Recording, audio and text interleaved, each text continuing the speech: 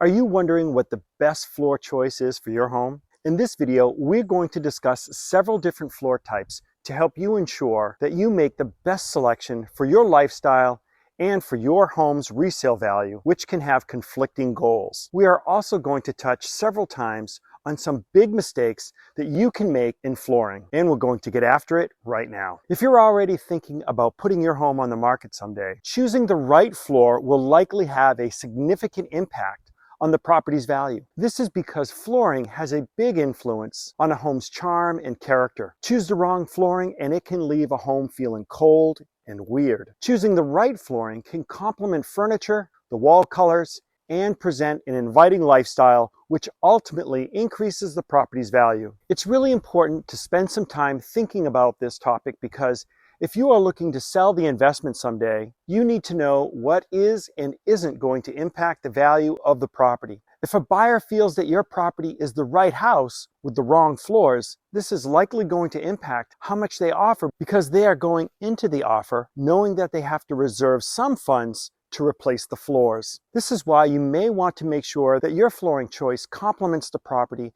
in a way that if it isn't the buyer's ideal choice, it is something they can live with, which will lead to a stronger offer. Unlike paint, making the wrong flooring choice is expensive and a major hassle to replace.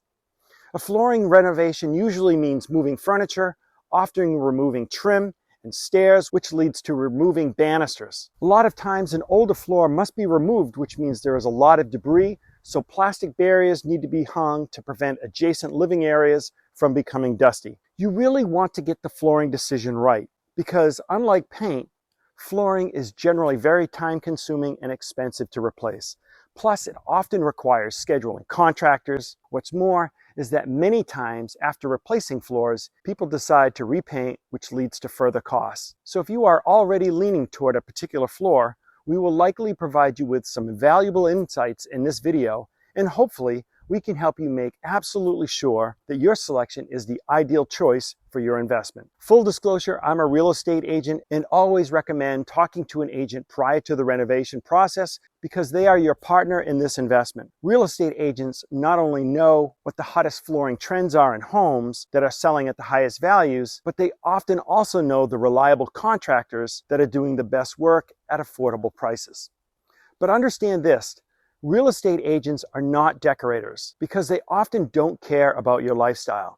We care about what will help make your home sell at the highest price. And although we usually don't want to make the flooring choice for you, we can guide you on what floor types and colors are the most appreciated by buyers. If you have questions about flooring, you can certainly call us. My partner and daughter Margaret and I sell real estate in Maine, so we cannot cover the entire country, but we can certainly get you connected with a reputable real estate agent in your area. So don't hesitate to reach out to us. I don't want to imply that you shouldn't work with a decorator because ultimately a home does need to match your lifestyle. But preparing your home for resale requires knowledge about the local market. Even if you aren't planning on reselling, it's a good idea to speak with us prior to a floor replacement to ensure that you are aware of what choices will ultimately impact the value of the property at a future date. Before I forget, don't forget to download our Seller Success Guide if you are planning on listing your property in the near future. Inside, you'll find loads of great tips on which changes and renovations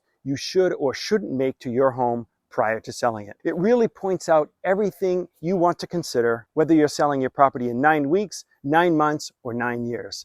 You'll find a link to it in the description down below. Okay, so let's start with one of the top choices in flooring, and that is hardwood flooring. I grew up in a family that builds new homes, and hardwood floors were often a top choice for buyers. These floors are classic, timeless, and after many years, almost never date a home when they are in good shape and you chose the right type. What's more, they can be sanded down and made to look brand new again. These floors make a home feel warm, they are easy to keep clean, and they are durable. In the 40 years that I've been walking through both new and old homes, hardwood floors have never gone out of style.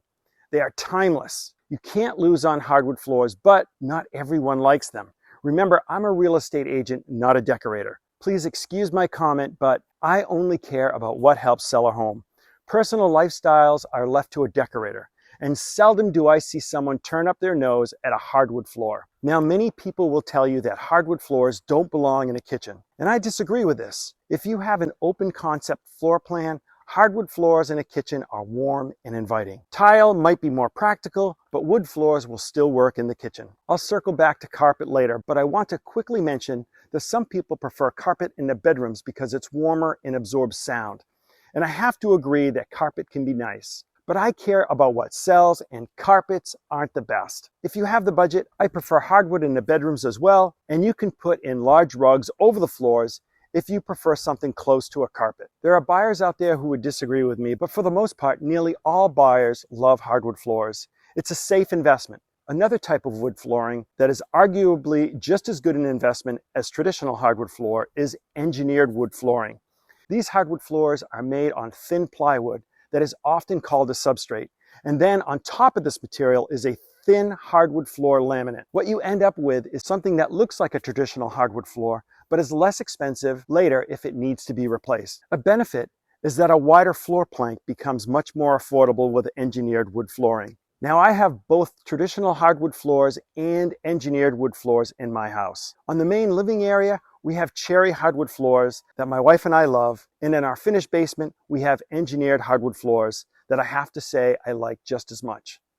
The reason people select these types of floors is because they are less money and are easier to install with less dusty mess. And I have to tell you that engineered hardwood floors are every bit as resistant to wear and tear as traditional hardwood floors. Over the years, we have had to refinish our cherry hardwood floors, and many but not all of the engineered floors can be refinished as well. So be aware of that.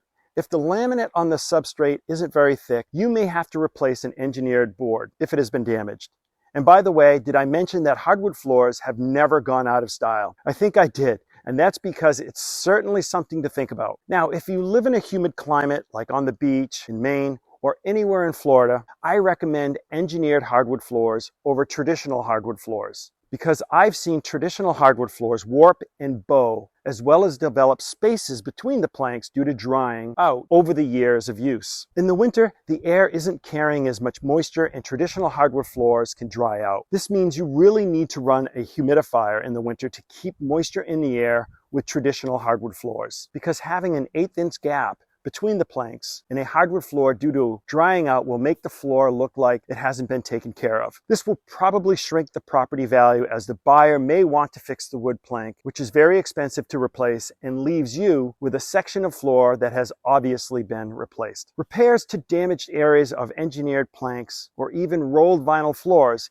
tend to be less obvious and much less costly. Also, shrinking and warping is less of a problem with engineered wood floors. Speaking of rolled vinyl floors, I understand that rolled vinyl floors are durable. In fact, if you drop a glass on a rolled vinyl floor, it is a lot less likely to break than if it hit a tile floor. Also, many rolled vinyl floors can even be patched relatively easy, just like a plank floor. But rolled vinyl floors tend to be the least expensive option and are generally easily identified because there's no groove between the planks, and they are obvious to identify due to the way the light shines off them, especially if there's an imperfection in the subfloor. As a result, the biggest downside of rolled vinyl floors is that they sometimes make the property look cheap.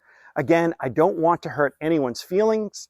I'm just stating what I've learned from working with buyers. Finally, do your research, read reviews, and consider the space the floor is going in. Make sure you check out LVP or luxury vinyl plank, because I'm seeing it more and more in new construction homes. Let's talk about color and pattern choices. Here's a good example of the difference between a decorator and a real estate agent.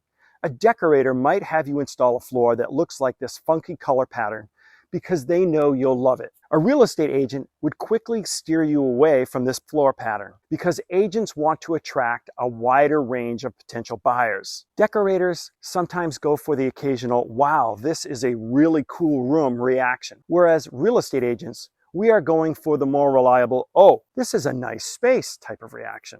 Guys, don't let me hurt your feelings. I understand that you might like to be different with your decorating, and I think that's great. I'm just sharing with you how to appeal to a wider range of buyers, which means a faster sale for more money. Now let's talk about porcelain and ceramic tile. You may already know the difference, but for those of you who don't, porcelain is made of finer clay, absorbs less water, and is usually more expensive than ceramic. Ceramics absorb more water than porcelain, but are usually glazed to be water and stain resistant. Nevertheless, ceramic tiles aren't suitable for outdoor use because they won't stand up to weather and changing temperatures. For this reason, porcelain tiles are generally better for the kitchen and bathroom due to standing water, and they are more heat resistant and less likely to chip than ceramics. Regardless, I like both. I'm not sure I like them more than luxury vinyl plank because it would really depend on how the property is being used. For example, if the home is being rented out, I'd want something durable that can be easily repaired. On the other hand, I might spend more money on flooring to stay consistent with the neighborhood the property was in, as well as consider the local weather patterns in the area. My biggest concern with tile is that it can be really hard and costly to remove. Now, getting back to carpet. If you are a carpet person, you should know that no one likes someone else's carpet when they move in. If you disagree with me, that's fine. Make a comment down below. In some ways, I like carpet as well, but not when I'm advising people who are going to sell a house. When buyers see carpet, they wonder what's been on the carpet, like pets, for example, and will the carpet make the house smell funny? If you put in new carpets before you sell, and you install one of those high pile carpets, it might look nice, but it will send a message of a cheap fix.